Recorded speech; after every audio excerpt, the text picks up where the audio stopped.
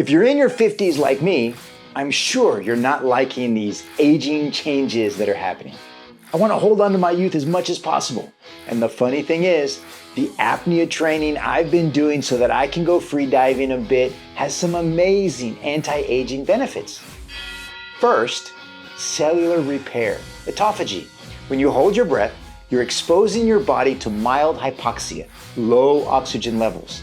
This triggers a natural process called autophagy, which is essentially your body's way of taking out the trash. So what happens? Your cells identify and remove damaged components, recycling them into new functional proteins.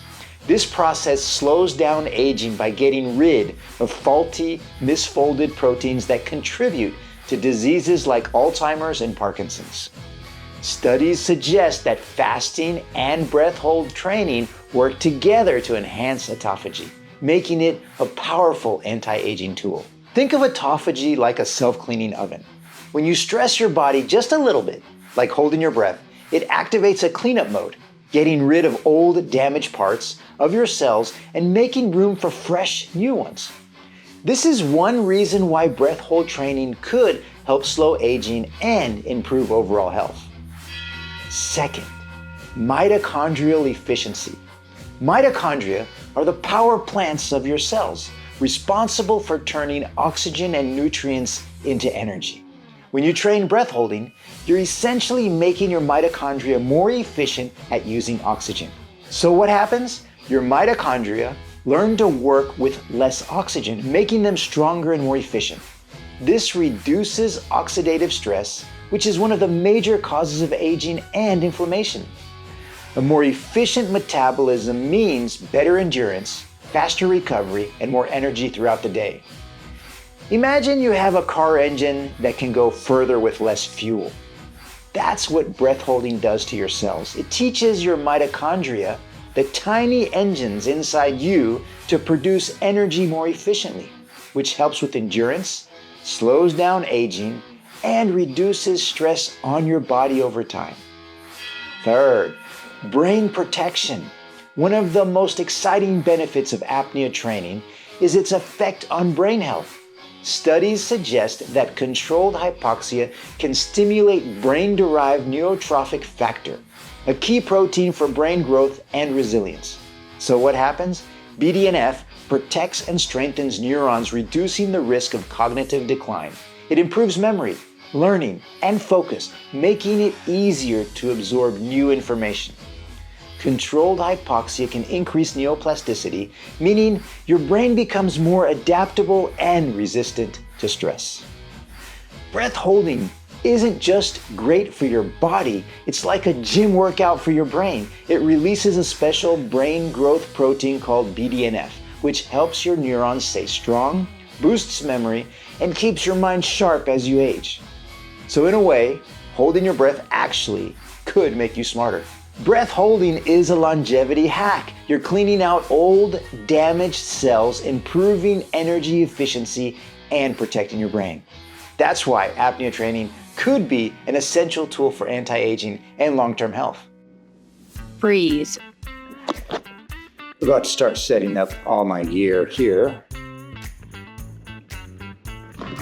And while I'm setting up, I'm going to do my apnea training. This is not fun.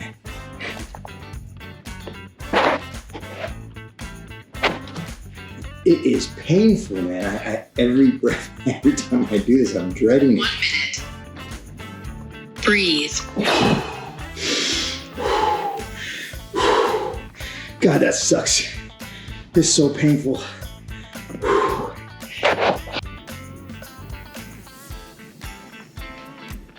Breathe. That was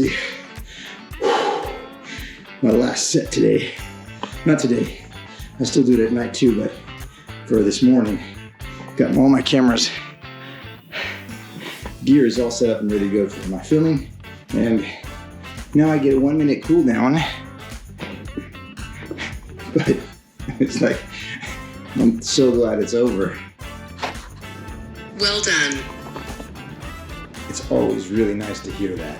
I am in week 5 of my apnea training where I'm holding my breath for 1 minute. Now remember, I'm doing 2 kinds of tables. I'm doing my oxygen tables and I'm doing my carbon dioxide tables. In my oxygen tables, I rest for 2 minutes, breathing, and then hold for 1 minute. In my carbon dioxide tables, I start off with a 1 minute, 40-second breathing, resting period, and then I hold for 1 minute, and every rep I reduce the time that I breathe by 10 seconds. So the next rep, I'm breathing for 1 minute and 30 seconds, then 1 minute and 20 seconds, and I'm doing a total of 8 reps with each table. Some of the highlights from the past week is I've noticed I'm sleeping much better. I can focus and concentrate much better. I feel like I have more energy, and that energy is more consistently stable. Looking at my history here, I did really good. The week before I did terrible. I think I ended up only training 2 days that week. This week I've actually trained 6 days so far. If I train today, it'll be 7, which I do plan on doing today. And I was able to accomplish 2 tables on Monday. 1 table on Sunday, 2 tables on Monday, 1 table Tuesday, 1 table Wednesday, 2 tables Thursday, and 1 table Friday. And then I've been breaking them up. Like I've been trying different things, like training in the morning versus training at night. And I did notice a huge difference. Like when I train in the morning, I have energy, more consistent energy throughout the day.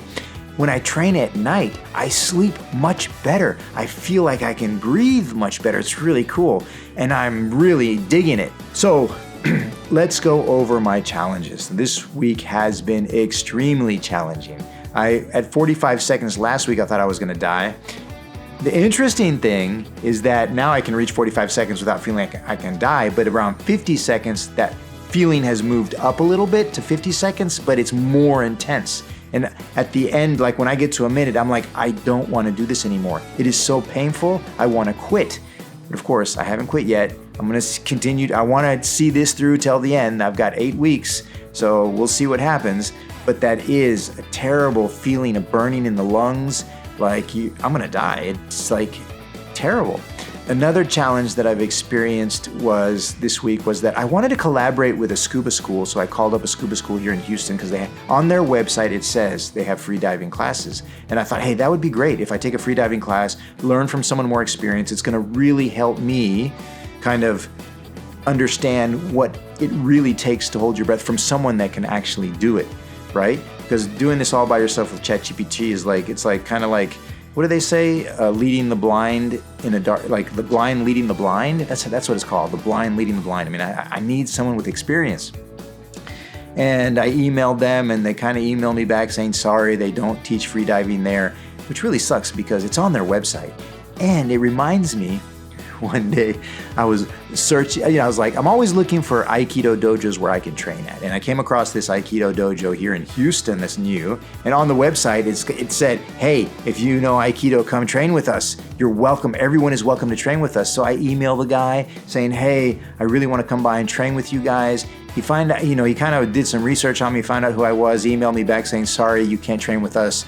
And with a really lame excuse. And I'm like, dude, if you're gonna put it up on your website, at least follow through with it. I think that's like one of the major frustrating things for me is when people say things and they don't do them, right? And Aikido is about what you say is what you do, to me anyways, but maybe not to a lot of other people.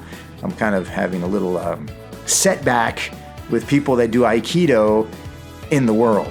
I also tried to contact a breathing institute because I did want to follow up and do like more of a scientific study for you guys to actually see what is happening to my body as I do these breath holds.